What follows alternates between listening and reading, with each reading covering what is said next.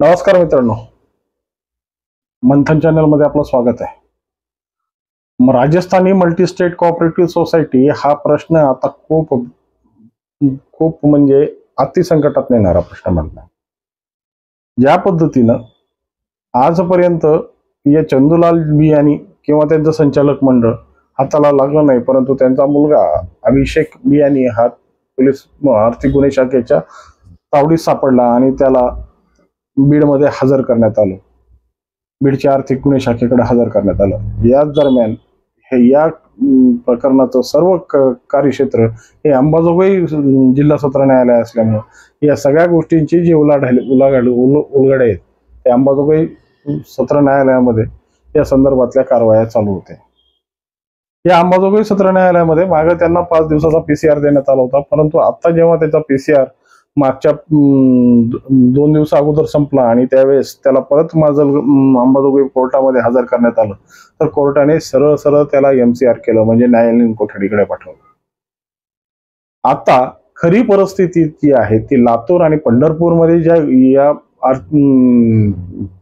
Rajasthani multi-state cooperative सोसायटीच्या विरोधात जे काही गुन्हे दाखल झालेले, आता त्यांनी या तपासात पुढची प्रक्रिया कशी करावी या संदर्भातला खरा निकष आहे. कारण की या सगळ्या गोष्टी ज्या पद्धतीने आतापर्यंत आपण विषय मांडत आलोय की ज्या पद्धतीने यांनी यांच्या मूळ 12 शाखा नंतर 18 विस्तारित कक्ष आणि ज्या पद्धतीनं प्रशासनात यांचा अंतर्गत प्रशासन आणि ठेवीदारांना दिलेली मोठमोठी प्रलोभनं ही लोक कशी त्याला बळी पडली आणि खऱ्या अर्थानं जेव्हा आपण या सगळ्या गोष्टीचा विचार केला ना, तर या विचारामध्ये आज या पद्धतीच्या दुकानदाऱ्या ज्या पद्धतीने मार्केटमध्ये किंवा बाजारपेठेमध्ये थाटल्या चालल्या आहेत ना, या थाटलेल्या दुकानदाऱ्याच आज सर्वसामान्य माणसाला खऱ्या अर्थाने चिंताग्रस्त करणार आहे.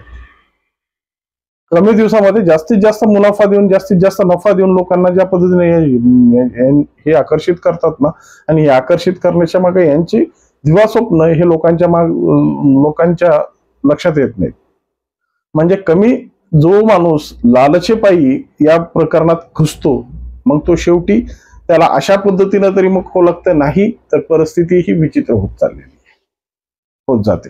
आणि ही परिस्थितीच आज खऱ्या अर्थानं बीड जिल्ह्यातल्या किंवा जे काही मल्टीस्टेटच्या शाखा, म्हणजे ज्यात राजस्थानीची एकटी नाहीये, तर त्याच्यात साईराम आहे, ज्ञानराज आहे, जिजाऊ मल्टीस्टेट कोऑपरेटिव्ह सोसायटी किंवा माजलगावची मराठवाडा क्रेडिट अर्बन सोसायटी आहे. अशा अनेक सोसायटीच्या माध्यमातून ठेवीदारांना नेहमीच चुना लागत आलेला आहे. परंतु कसं असतं, जोपर्यंत होरपळलं तरी ते लालचा माणसाच्या मनातून जात नाही. त्याच पद्धतीचा प्रकार आता या राजस्थानीच्या बद्दल, ठेवीदारांच्या बद्दल ठेवीदार नेहमी बोलतात माझ्याशी की साहेब माझ्या मुलाचं ऍडमिशन या राजस्थानी मल्टीस्टेटच्या मुळे रखडलं, किंवा मला माझ्या इच्छित कॉलेजमध्ये माझ्या मुलाला मला प्रवेश देता आलेला नाहीये, किंवा एखाद्याच्याकडून तोंडातून असंही निघतं की माझ्या आईचं उपचार चालू होते, परंतु त्या दरम्यान माझ्या आईला किंवा माझ्या जवळच्या माणसांना मी उपचार देऊ शकलो नाही, कारण की माझे सर्वस्व भांडवल या राजस्थानी मल्टीस्टेटमध्ये अडकलेले होते. किंवा बऱ्याच पद्धतीनं अशाही आहेत की ज्यांचे व्यवहार एकमेकांशी घेणे देणे होते, परंतु काही कालावधीसाठी आणून ठेवलेला पैसा आता दीर्घकालासाठी जो अडकून पडलाय, त्याच्यामुळे एकमेकांच्या मधील जे गैरसमज आणि एकमेकांचा रोष वाढतोय ना, हेही त्याच्यातला मूळ तत्व आहे. परंतु या सगळ्या गोष्टीचा जरी विचार केला तर शेवटी आपल्याला याच्यातून एकच तारतम्य आपल्या हातात येतं की आपण केलेला जो गुन्हा आहे, म्हणजे जी लालचेपायी आपण जो फसले गेलो आहेत ना, ती लालचच आपल्याला आयुष्यातला सगळ्यात मोठी हानिकारक ठरलेली आहे. आज अभिषेक बियानीकडून जरी या तपासाची सूत्र पाहिजे त्या पद्धतीने सूत्र मिळत नसतील, तर खऱ्या अर्थानं चंदूलाल बियानी आणि त्यांचं संचालक मंडळ आणि त्यांचे मुख्य अधिकारी आणि उपमुख्य अधिकारी आणि बाकीचा जो काही यांचा लवाजमा होता की जे मार्केटिंग फंड्यांसाठी आपलं बहुचर्चित होतं, ज्यांनी मार्केटिंग स्किल वापरलं आणि मार्केटिंग स्किल वापरून सर्वसामान्य माणसाला खिशातून कसा पैसा काढायचा, कशा पद्धतीनं आपले संस्थेचा विस्तार करायचा आणि सगळ्यात जास्त पद्धतीनं आपल्या चेअरमनला मोठं कसं करायचं, याच्याकडे ज्यांचे दिवास्वप्न पाहिलेले होते ना, या सगळ्यांना आता कायद्याच्या चौकटीत लवकरात लवकर घेतलं पाहिजे. कारण की कसं आहे की लोकही संयम कुठपर्यंत पाळतील. लोकांच्याही मर्यादा आहेत. आता या संदर्भातून जरी त्यांच्या खिशातलं गेलेलं असेल, खिशातून रित्ते झाले असतील, पण येण्याचा सोर्सही हा पाहिजे ना.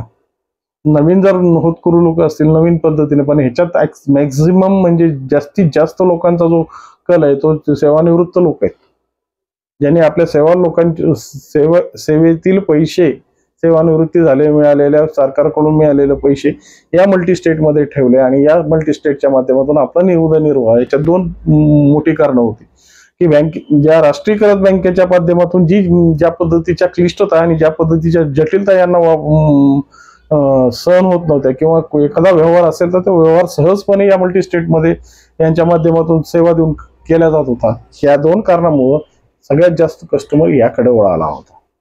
पण म्हणतात ना, शेवटी मूर्तीचे पाय ढवाकडं. त्या पद्धतीनं ज्या पद्धतीचा अट्टहास चंदूलाल बियाणी आणि त्यांच्या सहकाऱ्यांनी दाखवला ना, ज्या पद्धतीने यांनी याच्या पद्धतीनं आपले व्यवहार स्वतःची दिवास्वप्न फुलवण्यासाठी जे बाजारपेठेमध्ये जो व्यवहार वापरला, तो व्यवहारच शेवटी फसला. आणि या फसलेल्या व्यवहाराची आज बालंट त्या अभिषेक बियाणीच्या डोक्यावर येऊन फुटलेलं आहे. त्यामुळं आजही जर खऱ्या अर्थाने या सगळ्या गोष्टीला जर पाहिलं तर अभिषेक बियाणी हा मध्ये असून चालणार नाही, तर ह्याच्यासोबतचा राजस्थानी मल्टीस्टेटचा एक ना एक संचालक आणि एक ना एक म्हणजे मुख्य कर्मचारी की ज्यांनी या सगळ्या गोष्टीच्या प्लॅनिंग करून या पद्धतीचा पैसा मार्केटमधून काढलाय, त्यांनाही या पद्धतीची अद्दल घडली पाहिजे. आणि खऱ्या अर्थाने ते जो दोषी मुख्य स्वरूपातून जे दोषी आहेत आणि त्यांनी आपली भूमिका आणि या तपासातला वेग याच्यानंतरच वाढेल, हीच सर्वसामान्य ठेवीदारांची इच्छा आहे. तरी बघूया राजस्थानी मल्टीस्टेटच्या संदर्भातून काय नेमकं पोलीस प्रशासन आता पुढच्याच कारवायांकडे जागरूक होत आहे. जे की लातूर मधल्या आर्थिक गुन्हे शाखेकडून याची आता कशा पद्धतीने चौकशी होते, किंवा पंढरपूर म्हणजे सोलापूरच्या आर्थिक गुन्हे शाखेकडून याला कशा पद्धतीनं आता ट्रीट केलं जातं, ह्याच्यावर पुढच्या तपासाची सूत्र अवलंबून आहेत. बघूया अजून या गुलदस्त्यात काय काय फुलं उमलणार आहेत. नमस्कार. किती झालं आहे?